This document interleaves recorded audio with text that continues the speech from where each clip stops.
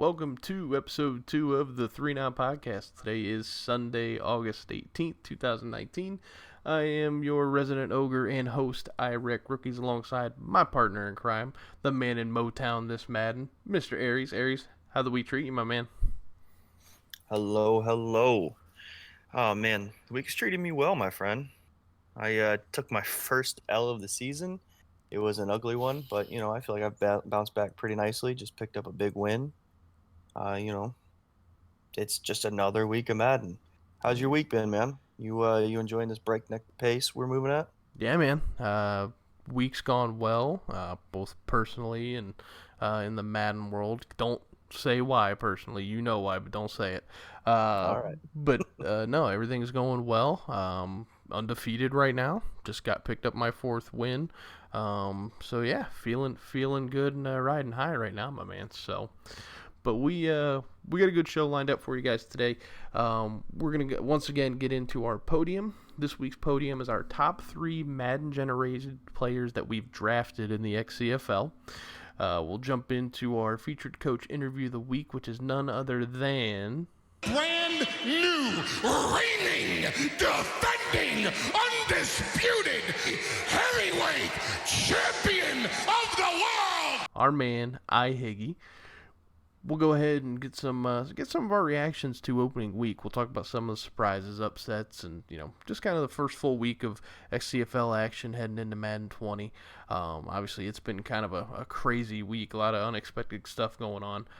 We'll get you guys at midfield, hit you with a few heads or tails, and then we'll go ahead and wrap up the show with our Hail Marys of the week. So, with that said, we'll go ahead and jump right into our podium segment.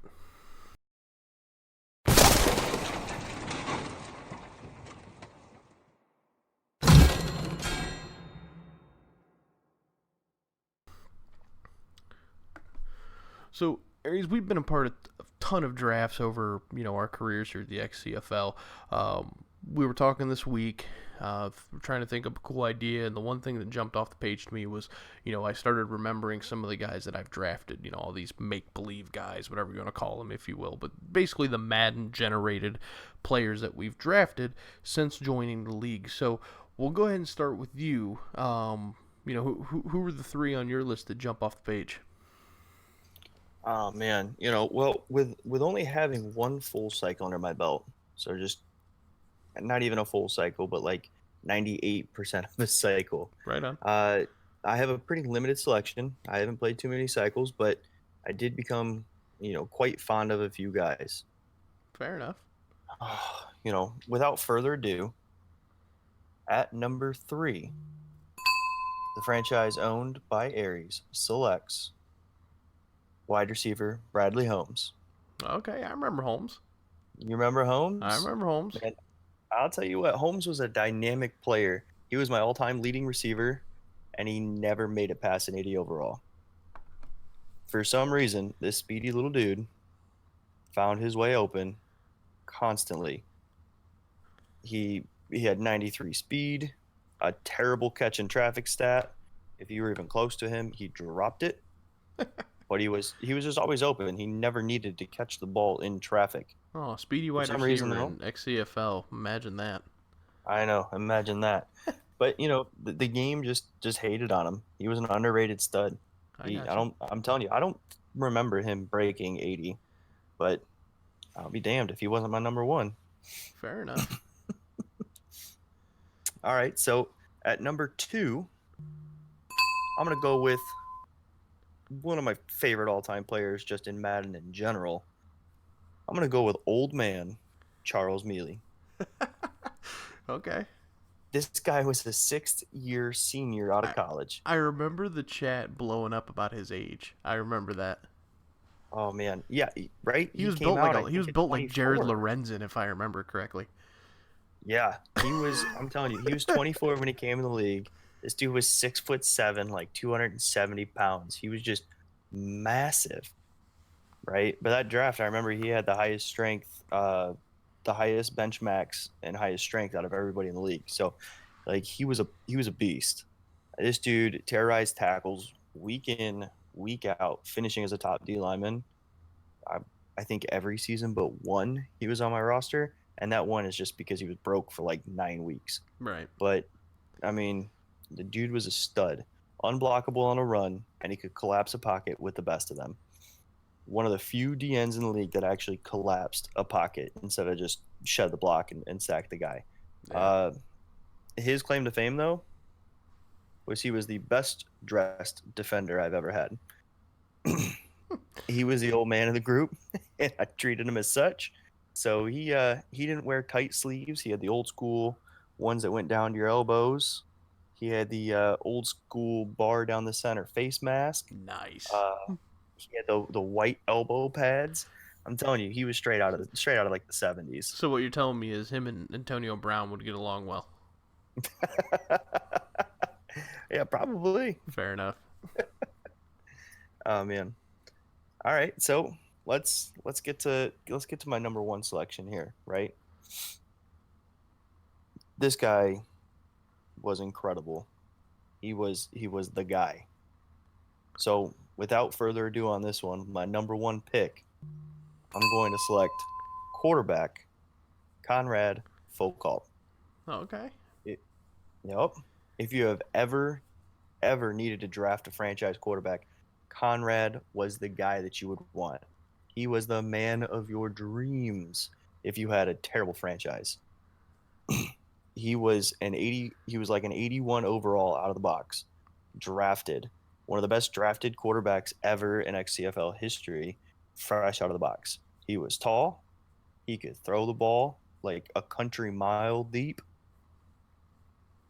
This dude was so accurate, he once cut the wings off a gnat. I'm telling you, Fair enough. that accurate. This dude was the absolute real deal. And if I remember correctly, this was the pick right after you dealt Wentz, right? Yeah. So this is the year after I dealt Wentz. I thought so. So I dealt Carson Wentz. He could not. I'm telling you, he could not throw the ball if a D lineman was within 10 feet of him. His throw under pressure was so low. He didn't play well with my style. He won a couple Super Bowls with Tosh, but whatever. Right. Yeah. So, but here's what I'll tell you: Foucault was 100% worth going something like 1-15. I did that year. Dude, it was a junk record, whatever it was, but he was totally worth it. Now, truth moment here. I may or may not have led the league in interceptions thrown for the first 2 years with him. Just, new toy, that sort of thing. But hey, he stuck it out. He didn't come up with some scenario saying he wanted to hold out or trade. He wasn't asking for $40 million like Dak. So he took me to the playoffs in our final season. Yeah. No, I remember the draft where you picked him and the, like you said, the ensuing interceptions. But man, he just kept going out there and slinging it, man. It was just too much fun having a quarterback that could stand in a pocket and chuck the ball, man. Right. That's great. Well, I'll go ahead and give you guys my three. So we'll go ahead and start off at number 3. Wide receiver Marquise Carter. Carter would probably be a lot higher on this list if I didn't get him at like the very end of Madden 19. I think I actually got him. I think he was only a rookie in Madden 19. I drafted him for the last season. So he came from, it was an Ivy League school, and I can't remember which one. Was he the guy from Princeton? Yes, I think it was Princeton. But he was special, man. Right out of the box, his route running, his hands were amazing. He was poised to be something special. He actually felt eerily close to how Michael Thomas feels this Madden in Madden 20. Like, if he was running anything where he had to cut on a dime, so an out route, a hitch, anything where he had to make a serious cut, dude, he was just leaving people in his waist. Like, it wasn't even close. And he could take the top off the defense. I think he had 94 speed, 95 speed, something like that. So had I had more time to develop him, I think, and Nick will disagree, we could have had another Barry Brooks, Isaac Ross type on our hands, because he was like a 75, 76 out of the box. So yeah, Marquise Carter definitely makes my list. Would have probably been second or first had I had him for, the entirety of the cycle, or for really any, longer amount of time. So, But my second pick, so we'll go on to my number 2 pick, is actually somebody you won't recognize, because he was from Madden 18. So we're gonna go XCFL old school on you guys here. So this guy was the topic of much debate, and later on the show you'll hear me talk about my Denver Broncos that I had when I first joined the league. But the one draft of Madden 18, it was actually the last draft. There were 2 quarterbacks, Duncan Reef, who is who I ended up selecting, and another quarterback, and his name escapes me. But basically, it was myself and Al, Big Al, that was formerly in the league. Shout out to Big Al. He had the 1st overall pick, and I had the 6th overall pick. So it was pretty much a foregone conclusion the quarterbacks were going at 1 and 6. So there were a lot of like content and articles written and everything about these 2 guys. And Duncan Reef, my guy, he was a friggin' beast. He would make Conrad Foucault look like frickin' Johnny Manziel. I doubt that. This dude could not miss. And the best day of the whole Madden 18 cycle was the day I cut Josh Dobbs. It was amazing because this guy was just unfriggin' real. And it was funny, we got through most of that season, and I remember at some point getting a direct message from Al going, damn, I should have took Reef. so because he was just lighting people up in the West. So yeah, Duncan Reef, definitely my number 2. So was that more user skill, or was it just the individual player ended up being that kind of stud? Man, I think I'm not boast my stick skills guy, because I my stick skills are probably average at best. But he could just make throws that I did not make that entire cycle. And I was in other leagues where I had like Russell Wilson and things like that, and he was making throws Wilson couldn't even make. So yeah, so I mean it was probably more him than me, admittedly. Obviously, as a user, you got to make the right reads and everything. But as far as like putting a ball in a window, putting it in tight space, he was the real deal. So, but that leaves me with my number 1, the one, the only, Ray El Loco Rapido himself, Fernandez. Everybody remembers Ray Fernandez. I think I took him in the 3rd from the last draft in Madden 19. And when he come in, man, he was a little spitfire. He was built like Wes Welker, but played like Randy Moss. The guy was unreal. So the last season, I had him and Carter, and it was so much fun. But a couple seasons before that, I think it was Fernandez's. It was his rookie season. He was actually ahead of Barry Brooks in yards, receptions, and I think they were tied for touchdowns, and then he got hurt. So, oh no. So yeah, he was, and I was talking all kinds of shit to Nick about how this little 73 overall little Mexican guy from Stanford or wherever he was from was just kicking the shit out of Barry Brooks, and me and Nick kept going back and forth. But just because of all the content and stuff I did with him, I found the picture of that Arizona Cardinals fan and all the sombrero and face paint and stuff, and so he made it easy to do some content creation, but more so on the field, man. He was a lot of fun to play with. He could do it all, and like I said, he was not very big. He was actually I want to say like 5'10" or 5'9", but he had like 93 or 94 speed. So he definitely had the ability to stretch the field, and that was nice, especially in the waning years of DJ 31's career, David Johnson. So it was nice to kind of have that second option after DJ. So but yeah, Ray El Loco Rapido himself, man. Cannot go with anybody else at number 1. So, like I said, if I'd have had Carter longer, he'd have probably been at 2. Him and Fernandez 1-2. But yeah, man, those 3 guys I will remember for a very long time, having played with them. So, yeah, it's funny how you mentioned a speedy receiver as number 1 and number 3. It seems to kind of be the common theme throughout the XCFL. Yeah, a good speedy receiver that can get some separation just makes the game fun. Well, and I think in last year's game too, the game was more conducive to those type guys. Now, at least in the first 4 weeks or 5 weeks of this cycle, I think the devs at Madden have done a little bit better job allowing those guys to be covered. Because let's face it, they're not just running free every play in real life. So I think it's closed the gap, but it's still, man, like, I just faced Brandon Cooks here my last game, and actually faced him 2 games in a row because I beat Boone, and then and then he trades him to Van, and then I play Van.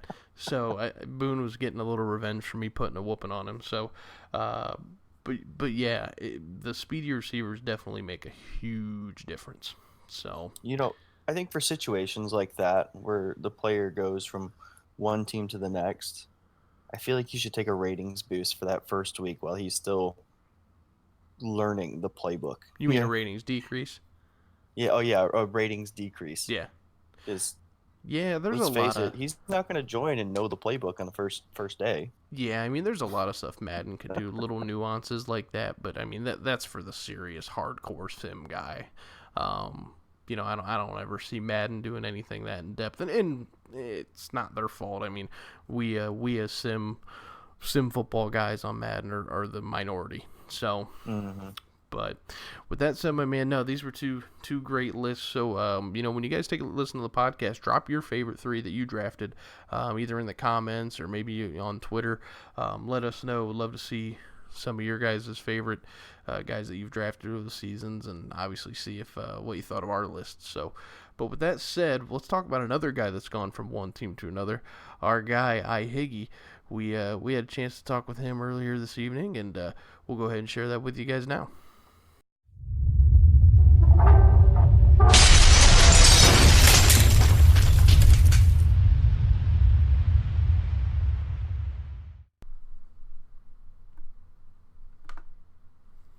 Now we welcome in a very special guest. He is actually the new head coach of the Denver Broncos and Brand new, reigning, defending, undisputed heavyweight champion of the world.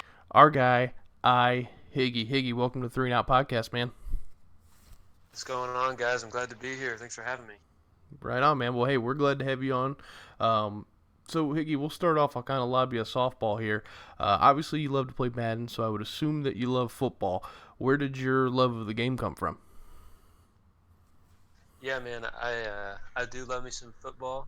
I'm going to have to say my love kind of started with Peyton Manning. Okay. I remember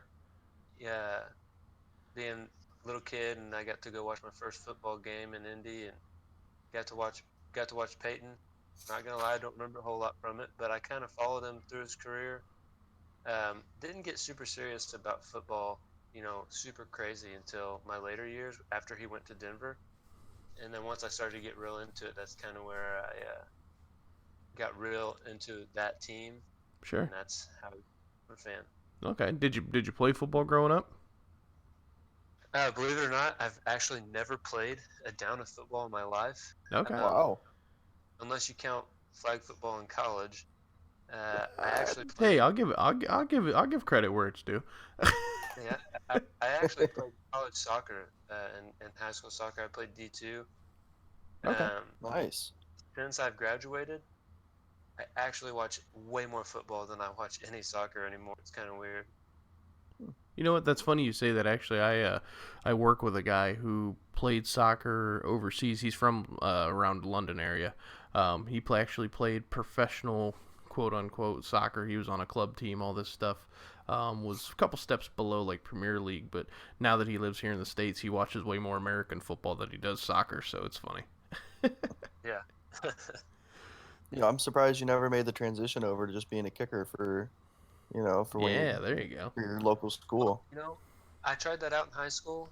There were 2 of us, and we were both on the soccer team, but he was willing to give up a portion of soccer practice to practice kicking, and I wasn't. So we were both really even, but he practiced more, so rightfully he was a starting guy. So after that first year, I just didn't do it anymore. No, that's understandable. I got you. I mean, shoot, you went and played Division II soccer. I don't blame you one bit.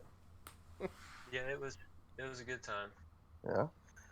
All right, Higgy, I got a question for you. Let's get to know you a little bit better. My first question is got to be who in their right mind allowed you and Robert to work at the same place together? uh, I mean, dude, that was pretty much just luck. Um, we work at my family's company, so I've worked there on and off my entire life. I've been there full time for almost 6 years now. Robert came in a few years back and has actually had multiple roommates in that office other than me. But within the past year and a half, I got the IT position there, and that spot in that office was open, and that's just where I've been. And then this league came along, and the rest is history. The rest is history. So do you guys got a good scouting relationship then? Oh yeah, man, we got our scouting relationship pretty good. We share some info now and then. So you do share reports and film. All right. Hey, I want to know, can the XCFL consider this a Scoutgate scandal? I Uh, mean, I, do we have breaking news here? Yeah. I don't know if I'd call it a scandal. I mean, we talk an absolute ton of XCFL talk, man. We talk, draft scouting, film scouting. We bounce ideas off each other, talk strategies, draft classes. We have a incredibly competitive relationship. I mean, I'm the competitive one. Robert, not as much. So we kind of clash there a little bit, but it's all fun. But we really mesh well together because where I like to game plan and break down opponents and their tendencies and game plan that way, Robert's strength is really the draft class. He really enjoys. I mean, you guys seen the characters he developed and those storylines, and he really excels in that. So we kind of share that back and forth, and we're able to help each other out. So Um, did you so then do you guys share that way? So you kind of help him break down game film and he kind of shares some insight into draft classes? Yeah, we really do. I try to help him game plan as much as I can. His play style is, quite different than mine, but I've played him a ton, so it's easy for me to kind of help him come up with a game plan, whether or not he takes it or not. That's his decision, but I help him with that, and then he has a big spreadsheet for draft classes that he keeps. He really helps me out with that too. Oh, wow. I want to know how many times Riley Leak got brought up, and people that are in your office are just looking at you too, like, who in the hell is Riley Leak? Oh man, you have no idea. Me and Robert have had some heated discussions about Riley Leak.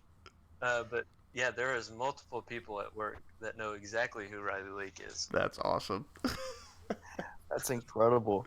Hey, so, how much is it going to cost me to get a copy of that spreadsheet? But Oh, you are gonna have to talk to Robert on that one. He is oh the man, man for the he's spreadsheet. the man.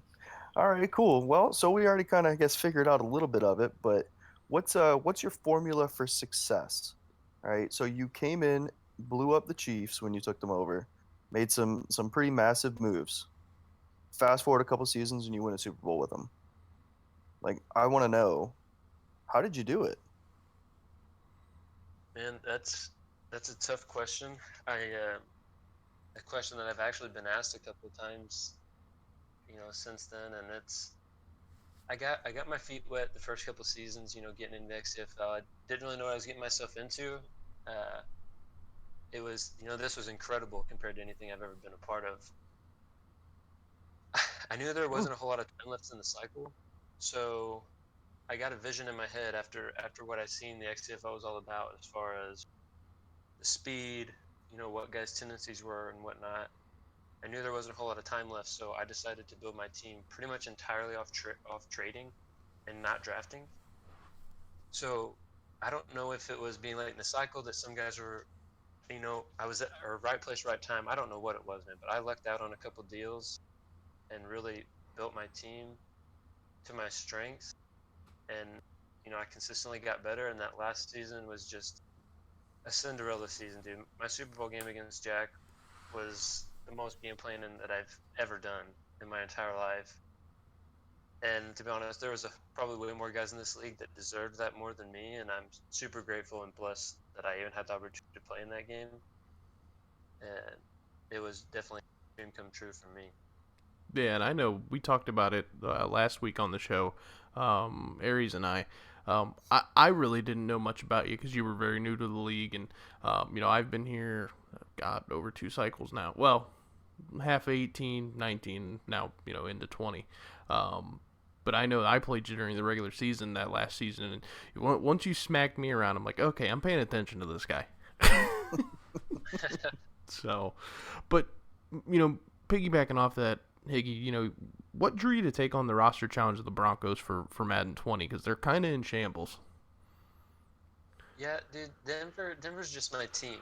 I mean, that's my favorite team in real life, and I kind of felt obligated to take him.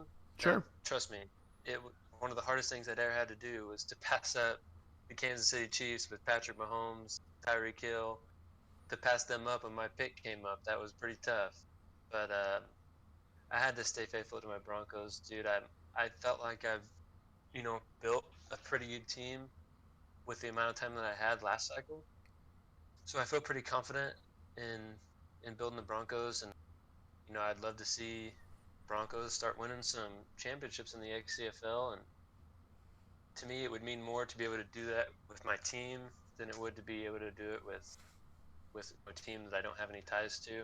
Sure. And I think some guys overlooked the Broncos roster a little bit. I mean, trust me, there are some big holes. I do understand that, but you got Cortland Sutton, you got Philip Lindsay, Bradley Chubb. I mean, there's some good young talent on the team to build around.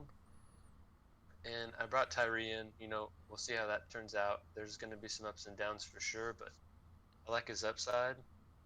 So we'll see what happens. And it's kind of funny that you're a Broncos fan. You're one of them, because I would have killed when I joined the league. I joined as the Broncos. A lot of people don't know that, but when I joined as the Broncos, it was pretty much 3/4 of the way through Madden 18. Their starting quarterback was Josh Dobbs. So you're working with a much better canvas than what I was given. So don't take it for granted. Yeah, I won't. Man, I totally get it though, wanting to go with your hometown team or your preferred team. Shoot, I picked the Lions, and everybody knows that roster is rough. Oh yeah. So I get it, man. Make something happen with them. I've got some planned content. We'll I don't want to give anything away, but I've got some things up my sleeve, some buddies that are going to help me out. It's easier to do that with a team that I like, to put out some different stuff. Oh yeah. So obviously, Higgy, kind of going off that, I'm familiar with the division. You obviously played in the AFC West last cycle. Doss is still around. Couple new faces with Brackett and with Sean. So who in the division gives you the most pause for concern, and why? All right, this is a really easy one, and it's no offense to Sean and Brackett. I mean, those guys are good, and I don't take anyone for granted in the XCFL whatsoever, but Doss is definitely the biggest concern, and my reasoning for that is not only is he, he knows me the best, he's the most experienced in the league. Other than me, he's the only guy in the division that has been to the big dance. He's been to the Super, in past Madden. He's got more playoff experience than any of us. I keep track of my records as far as for users, and me and Doss are pretty much dead even. And I also look at it as I'm a Broncos fan. He's a Raiders fan. I mean, me and him could be playing each other for a long, long time. So until someone comes in and just changes my mind, Doss is definitely my biggest concern, because year in and year out, he's going to be the guy that's going to know me the best. Yeah, that's kind of cool too. You guys kind of have an organic, built-in rivalry just because you're both fans of those teams, obviously of the real-life teams. So it's kind of cool. I know I've been in leagues in the past where I was the Seahawks, and I would play against a guy that's an actual Niners fan or an actual Rams fan, and it kind of just added another level to the rivalry. I don't know if you agree or disagree. Oh yeah. Oh, dude, I definitely agree, man. I love Doss. I mean, it's the games get pretty heated, and I'm the same way. Me and him are super competitive, so I can completely understand when he's not real happy after a loss. I'm not real happy after a loss, but I wouldn't rather have, anyone else necessarily in my division. I wouldn't want to replace him with anyone because he pushes me to get better. I don't have the playoff success that I have last season if it's not for having a guy like him in the division. Oh yeah, He pushes me to have to get to his level and past that, and that's a good thing to have in a division rival. for sure. Most definitely. Okay, Hig, I got your last question here. All right. So, what is something you do outside of work and Madden that the XCFL doesn't know about? This is going to be something that we might be interested in, and why. Here's your caveat to your answer, though. If you say something like your mom, you'll be relegated into the category of Chad. All right, so for those of you that don't know, a Chad is a White Claw drinking version of a Kyle, and we all know Kyle. All right, don't disappoint. That's a good setup for you. That's actually a really good question. Other than gaming, I'm a really big gamer. I like to play a lot of other games as well, other than just Madden. I mean, with this league, Madden is it's my love. I love this league. Madden's my number one game because of this league.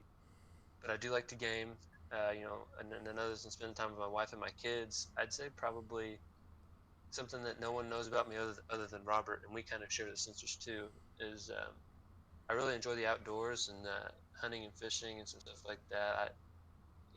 My family, all growing up, we're all avid deer hunters. We've got family farm that we all maintain and get to hunt every year, and that's definitely one of my favorite things to do. I really love the outdoors, and I'd say that's probably the answer to that question. Nice. So if we don't see you on Madden or in here in Discord chatting it up, you're probably out shooting something or catching something on a line, huh? Yes, sir, man. October 1st to January, mid-January. Mm-hmm. Oh Prime deer. boy. So we might lose a little content. You better crank that out before we get there. Oh, Get that no, user man, rank up. I'm definitely gonna find a healthy balance. I'm not gonna. You won't see no downgrading content. All right. Good to know. And given that you have such close proximity to Robert, I imagine there could be some partnership there doing some content. I'm excited to see where that goes. Oh, yes, sir. We've got some plans, some ideas. Like I said, I don't want to give anything away. I don't know how soon anything's coming, but like I said, in some of those earlier questions, we bounce ideas off each other all the time. So That's awesome. I've actually coined Robert as the king of content. I don't know if you know that, but because of our rivalry, I'm definitely gonna try to dethrone him. oh, there we go. Let's Oh make it wow. interesting. But it is hard to dethrone the OG. I mean, he's definitely the king of content right now for sure, and he's not backing down anytime soon. That's awesome. Well, hey, I speak for Aries and the rest of the league. We're happy to have you. You've been, very much a welcomed addition to the league, and obviously, as you alluded to, bringing in guys like you to compete in divisions with guys like Doss, iron sharpens iron. So, if we could get 31 Higgies, we'll be in good shape. So, like I said, man, thank you for coming on. We appreciate you taking the time, and best of luck the rest of the season. Yeah, guys, I appreciate that. Thanks for having me. This podcast is fantastic.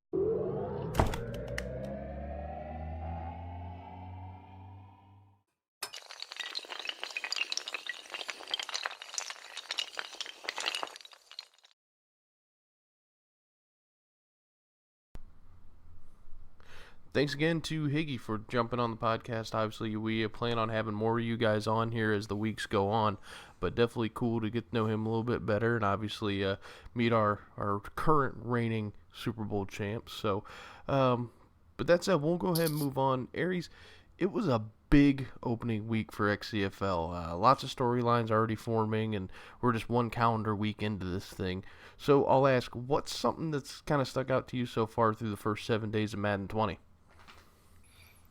Man, there has been some major storylines, but the biggest in my mind was Tosh's dismantling of the powerhouse Ravens. Yeah, I think you're It was putting it won by a lightly. score 28-14. Now, the scoreboard doesn't quite reflect what really happened on the field. Outside of a couple big plays, it was 100% Tosh's, and he absolutely owned it. I mean, defensively, the Cleveland Browns had 7 total sacks. Garrett had 3, Olivier Vernon had 2, and a dude named Okeechobee and Avery each added 1. It was an absolute destruction Yeah, of the Ravens offense. and that was something I noticed too. I tuned into the game for a little bit, and the one thing that I picked up on right away was Tosh seemed to be containing Lamar pretty well. Yeah, it looked like he ran QB contain almost every play. And Lamar is a danger when he gets outside and he starts running. He can throw on the run, and it seemed like it didn't affect Tosh one bit. Yeah, and I think that's going to be the key to stopping him, like you just alluded to. If you can contain him and force him to put the ball in the bad spots, I mean, I think he's I don't want to use the word beatable, but he's easier to manage, I guess is the word I would use. So, and it seems like Tosh did a pretty good job of that because please tell me I'm reading this stat line correctly. The Ravens only had 2 rushing yards. Unfortunately, yes, you are reading that stat line correctly. We need an intern to fact check this right now. Hey, goons in the back, go ahead and get on this. We need some verification here. Yeah, so the Browns only gave up 2 total yards rushing. So when you do that to Lamar Jackson and his running backs can't get going, Lamar Jackson can't get running, you force him to put the ball in the air. And that's not what the Ravens want to do. Yeah, and I don't even know who are the running backs on that roster. Mark Ingram, I think, is the number 1 back, right? You know, to be honest, I'm not even sure because he didn't have any yards. So yeah, he's not anybody I paid much attention to. Yeah, okay. But you know what? Like, the only player that actually showed up for the Ravens last week has got to be Hollywood, Marquise Brown. I mean, he had 4 catches for 183 yards and 2 TDs. The sad part about that stat line is it makes up for half of Jackson's completions and That's over wild. 80% of his yards. So he only had 8 completions? I think he had 8 or 9. Yeah. Wow. And it 220 yards, something like that. So, like I said, the only person that showed up offensively was Hollywood. That was it. So now it almost seems like part 2 of that, figuring out the Ravens' offense, is trying to figure out how to way to lock Marquise Brown down. Yeah, if you can lock down Lamar Jackson and Marquise Brown, nobody could handle the Ravens at this point. That offensive performance, it was pretty poor. I mean, hey, defense wasn't much better though. Mayfield went 14 for 24 and 176 yards and 2 TDs. Yeah. He had a solid outing for him. And I think both the backs had a big day too. I think I have written down here that Chubb went off for like 84 yards and a TD, and I think Kareem Hunt tacked on like 59, 60 yards and a TD. Does that sound about right? Yeah, that sounds about right. I think Tosh could have just ran the ball the entire game. I don't think he needed Baker to throw it, period. That defense could not stop the run. I mean, if you think about it, like Odell only had 2 catches for 56 yards. Yeah. He didn't even get in the end zone.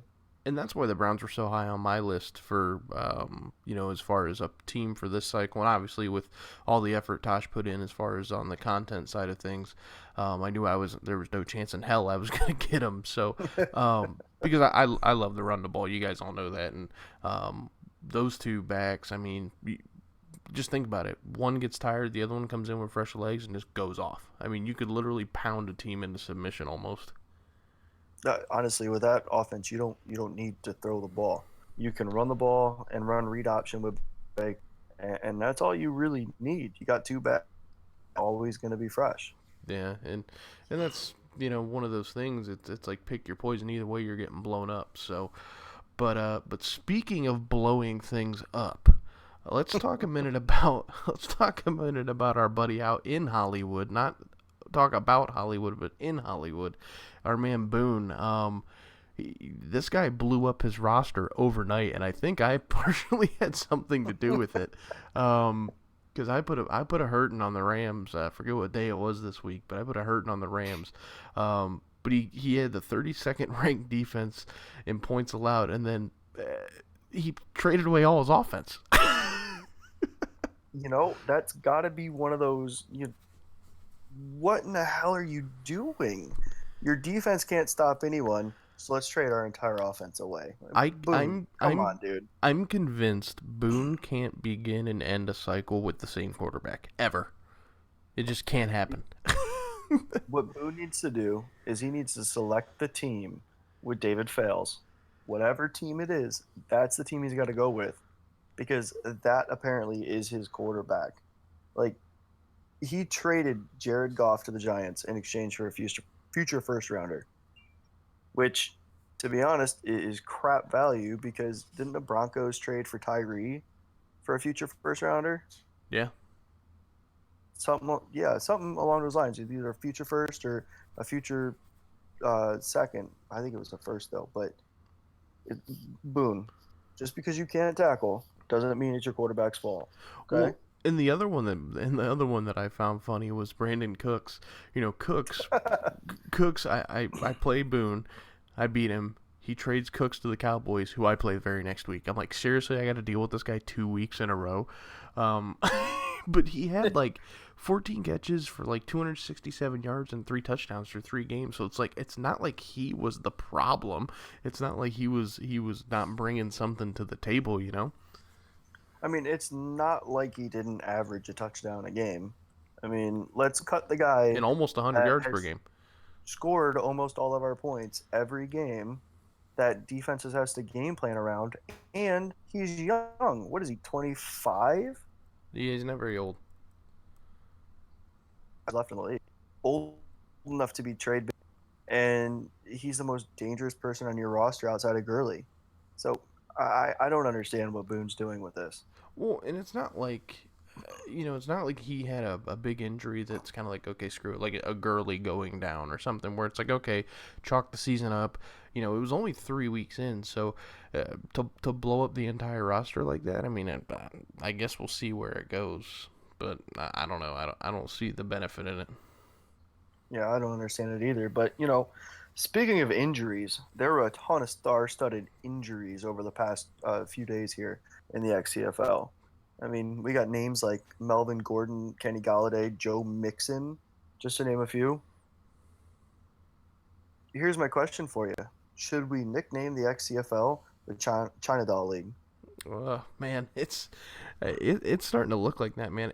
And it's kind of funny because I think I was the one that probably bitched the most last cycle about the injuries. But my issue was the repetitiveness and kind of the I don't want to say the length of the injuries, but just kind of the weird setup the injuries had. But I mean, there's a ton of guys. I mean, you named a few there. I think of like a Carl Joseph in Oakland. I mean, he's out for 3 or 4 weeks. You got a guy like David Johnson that's out in Arizona, and you need that anchor for Kyler Murray to succeed. So, I mean, you have a list there. Read off some of these other guys that are out. Yeah, so one that's near and dear to my heart, and he is really hurting my offense right now, Kenny Galladay. He's got kind of a weird injury. I mean, last cycle we saw a ton of abdominal tears or, dislocated ankles or shoulders. But Kenny Galladay has a ruptured disc, which is not a common Madden injury, but I'm going to miss him for 7 weeks. So he's one of the guys that's really, really upsetting for me. But a couple I have is Philip Dorsett from New England. He's missing 4 weeks with a shoulder tear. Dion Lewis, I think he's the starting running back out in Tennessee. He's got 4 weeks with a dislocated ankle. Here's a real killer, and unfortunately he's not out long enough to make my Hail Mary good. Mitch Trubisky. He ended up with a shoulder tear. Now I'm assuming that it's on his non-throwing shoulder. I haven't seen the report yet, but he's only going to miss, I think, 2 more weeks, give or take, whether or not he's cleared to play. So yeah, there's a couple big names. Yeah, it seems like most of those shoulder tears, because there's a bunch of them on this list, fall between that 3 to 5 week range usually. So yeah. So here's another big name, and unfortunately, I know the Cincinnati Bengals, they lost what, 2 guys in the same game. They were both out for multiple weeks. But the one that has a continuous injury, he might be out long term. Could potentially not see him back until, I don't know, week 8, 9, 10. It's Joe Mixon, their number one running back. Now, that's a big time. That's a key loss for the Cincinnati Bengals, who's struggling right now. Yeah, and I know they lost John Ross too for a bit of time. I'm not sure. I think he might be back by now, but yeah, everybody's not everybody, but a lot of teams are getting bit by the injury bug. The one that sticks out to me is the Chargers. You know, you lose Gordon and Eckler. I mean, who else is in that backfield? God, I don't even know who the third back is in that backfield. But you know, it begs the question: do you make a move now that you kind of get yourself some security for the rest of the year? Or do you just kind of ride out the storm? I think he's just going to ride out the storm. Sorry, bracket, that I took out Gordon and Eckler within 4 plays of each other. Oh, wow. You'll be okay.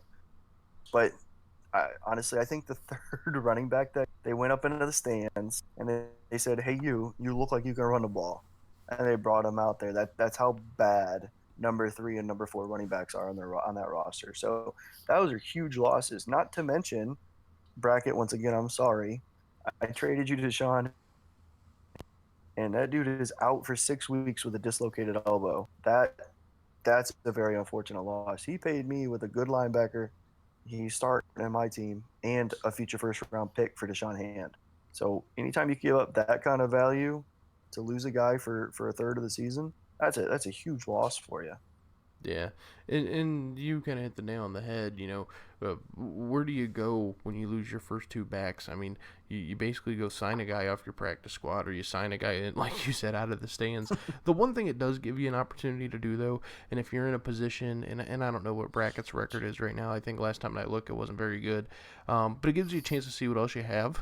Like, I know when I had injuries to David Johnson last Madden, it gave me a chance to check out guys like Lance Arnold and some different backs that I wouldn't have necessarily got a chance to look at had he not gone down. So it kind of gives you an idea to see what you have in your backfield other than the obvious.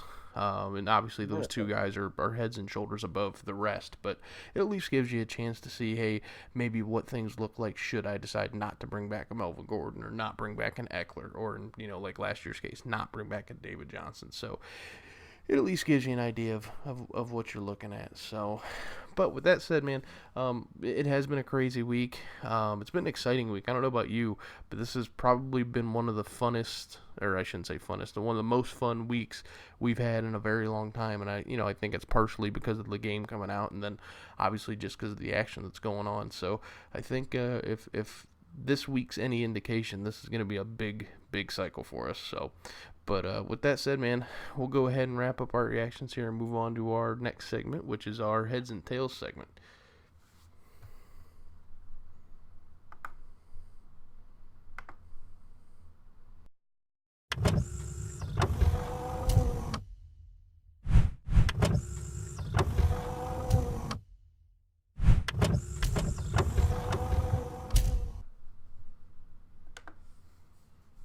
All right, now we're going to roll into our heads or tails of the week. Aries, I kicked us off last week. I'll let you go ahead and take the floor this week, my man. What do you got for me? All right. Now, you being a Sea Chickens fan. Easy.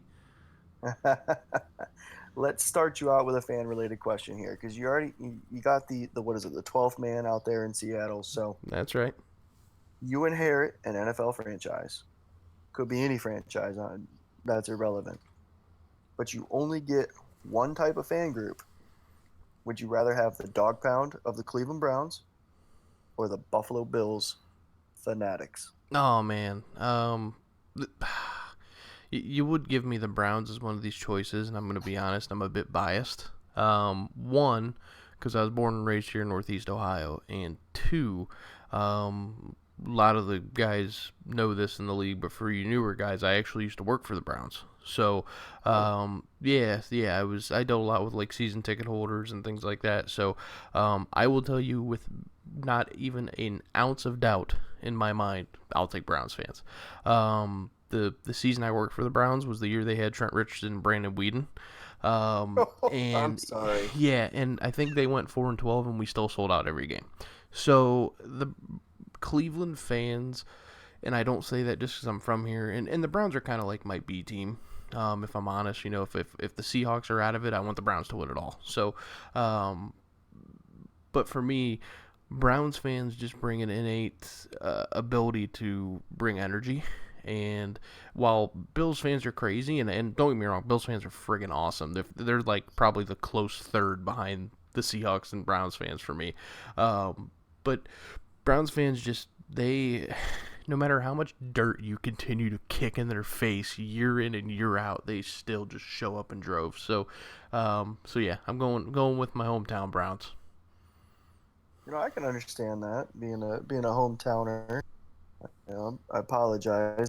You worked for them when Trent Richardson, Brandon Whedon Yeah, were the starters. But that was an interesting time, man. It was one of those things that it was a very cool experience, but man, it was tough to get people to buy in when Brandon Whedon's your freaking quarterback. So, man, but stick with the right. Browns. You know what? I'll use them here in my question. So, Aries, if you could swap one full side of the football with the Browns, so basically you could swap this entire half of your team, which would you choose? Heads your offense or tails your defense? This one's easy for me. I put a ton of work in the preseason activities here in the XCFL. I made a ton of trades, and every single one of them were for the defense. So with that said, I would absolutely swap my offense with the Cleveland Browns offense. It's a no-brainer. They have a franchise quarterback for the duration of the cycle. Baker Mayfield's going nowhere. He's going to be a Brown, and he's going to retire a Brown. You got a franchise running back in Nick Chubb. He's going to retire a Brown. And they got some young, speedy guys like Callaway on the outside who are, he's 24. You have him for almost the entire cycle as well. So for me, it would be my offense with 90-year-old Matt Stat Patford and 29-year-old Marvin Jones. I would trade them for the Browns offense. I just realized you made a Stat Padford. Is that what you just called him? Yep. Oh my god, I've never heard that before. That's what we call him here in Detroit because he just doesn't. Padford. I love as it. much as I love Matt Stafford, I love Matt Stafford. Oh But man, that's he just great. puts up big yards that mean nothing. That's it. So good. I gotta come up. I gotta come up. The best I can come up is like Danger Russ Wilson for Russell Wilson. So I like Stat Padford. That's pretty good. Wow. Oh man. All right. So last week you asked me a pretty tough question. It was which player would I pick to anchor my franchise in Madden if I had the choice? This is a player from Madden 19. This week, I want you to imagine that you have both of these players on your roster, and you have to choose one to suffer a season-ending injury in week 1. So you don't even get him for 16 weeks. So he's done for the year. Done for the year. Okay. Which player would it be? Barry Brooks or Perry Pennell? So it's which one I would rather have injured, right? Yes. Okay. You know what? It's going to be much harder to, because if you just look at it from a roster standpoint, it's much harder to fill one strong safety than one receiver, if that makes sense. So I would much rather have Brooks hurt for the year than Pennell. I feel like, especially in Madden, and let's face it, we had guys last year that had receivers that had no business catching as many touchdowns as they did with their ratings. I feel like the gap between receivers is so much smaller, especially just because of speed and different variables that you can give a receiver. But safety is a position that not many of us not many of us really have the human element added to. So yeah, I would definitely rather have my safety for the whole year. Yeah, definitely would give up a receiver in exchange for that all day long. I would have took the answer of I chose Perry because fuck Nick. Ooh, 2 weeks in a row, we this is a decided not to go with This is a Barry Brooks. PG-13 show, sir. Oh, my bad. No, you're fine. I'll put a sound effect on it. I'll put like a duck sound effect on it. Oh, I can dig it. All right. Oh, that's funny. All right, so here's the last one for the night. Assuming you're added in as the fifth team and forced to do so, so you have to go to one of these. Which one of these division would you join? Heads the AFC North, or tails the NFC East? Ouch. I was in the NFC East last cycle. I know you were. That one's not easy. So just for clarification's sake, that would be Tosh, Reagan, I believe it's Jared was a pretty good user a cycle or two ago, and Nut in the north, and then the east is Jack, Van, Sparty, and Air V. And Air V. Both tough divisions. All right. Yeah, the unfortunate thing is we picked but Van is one of my dark horses for the NFC to make it far, and Tosh is our unanimous pick to win it all. So it's kind of which direction do you want to go? Pick your poison. So here's what I'm going to tell you. I would choose the AFC North. Okay. And here's why. In preseason joint practices, activities, whatever you want to call it, I scrimmaged both Tosh and Reagan a ton. I played those two guys probably 4 games apiece. If Tosh, I think we're on like game 6, dude. Right? And honestly, I fared pretty well against them. I feel like I'm one of the few guys in the league right now that isn't afraid of Tosh. You hear him in the chat day in, day out. Tosh is the greatest. He's got this stacked record.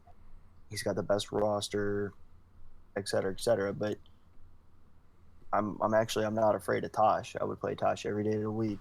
Oh, okay. Little bit of Lake Erie trash talk there. I dig it.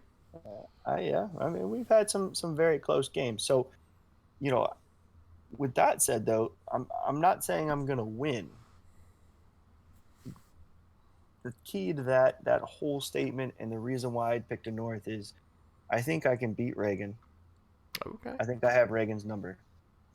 I'm going to be tuning in when the NFC North plays the AFC North now. I sure hope you do. and if I played in the AFC North, I think I would make Tosh sweat twice a year. He wouldn't have nothing easy to beat me. Damn. Okay. I like the confidence. I like the swagger. I dig it. Well, that wraps up our heads or tails, guys. We'll go ahead and get you set up here with our Hail Marys for the week and get you out of here. So, that said, let's go ahead and move on.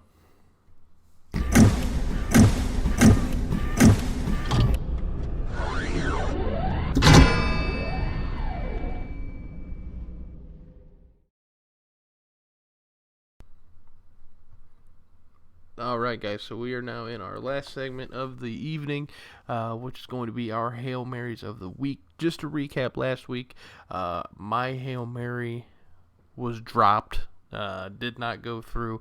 My Hail Mary was that no previous cycle Super Bowl winner would, at least one of them would go winless this week. That did not happen. It almost did. Thought Brent was going to help me out, but he ended up pulling 2 out. So, just to recap, Higgie's as well. He picked that there would be a quarterback that would go out for at least 8 weeks. That also did not happen. So there's 2 big goose eggs on the board to start us out. So we're off to a hot start, my man. So that was Aries' pick, not Higgie's, but that's okay. That's right, Aries' pick. My fault. We were just talking about Higgie in the staff chat. We were talking about Higgie beforehand, but no, Trubisky was out for something like 3 or 4 weeks, but unfortunately not 8. Fair so enough. I did not score a point this week. Fair enough, man. Well, hey, I went first last week, so let's go ahead and have you go first this week. All right, so my Hail Mary, and I feel like I'm cheating, but you never know. Chad or Boone, one of those 2, will be the last game to be scheduled. As in, they will be the last game played for at least 1 week over the next 7 days. Okay. So they'll be the last game played in at least one of the weeks in the next 7 days. Okay. Yep. I would probably put money on it. That's how sure I am of it. I hear you. I hear you. Mm-hmm. All right, so we've talked a lot about the Browns tonight. Shout out to Tosh. I'm going to stick with the Browns theme, but he's not going to like this one. I watched him play Nick earlier, or whenever they played, and it was ugly. My bold prediction, or my Hail Mary, if you will, that by this time next week, the AFC North lead will be flip-flopped. Now, I'm not saying it's going to stay that way. I still think Tosh goes the distance. But at least between now and our next taping, or the next time this show's posted, the Ravens will be in the lead in the AFC North. Coming from the guy that said the Browns would be 16-0, and we might see our first 16-0 so that's already out the door. That one's already out the door. But I see that one loss decided to kind of change that tune of yours.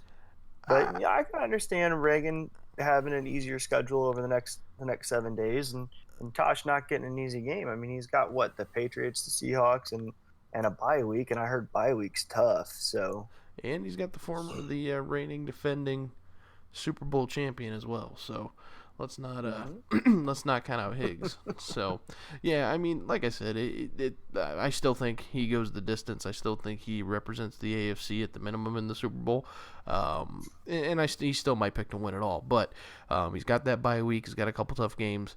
And Reagan's, I don't think he has a bye week coming up, so he's got a chance to pick up one game there, then maybe a loss or two here or there, and things start looking a little different in the North. Man. All right, I can dig it. That's a pretty bold prediction. Right on, man. Reagan, once you get a hold of it, do not let go. Yeah, no kidding. Because if you do, it's not gonna go well. So it's over for you, buddy. Speaking of being over, this show is now over. Thanks again for Higgie for jumping on the podcast. Aries, thank you, as always, my man, for jumping on with me and running with this thing. Like I said, we're hoping to bring this to you guys every week, throughout the cycle. I do know that not next weekend, but the weekend after, I will be out, and we're not going to give it to you quite yet, but rumor has it we have a special guest that'll be coming in to take my spot. So, with that said, guys, enjoy the week. Good luck, and we'll catch you guys later.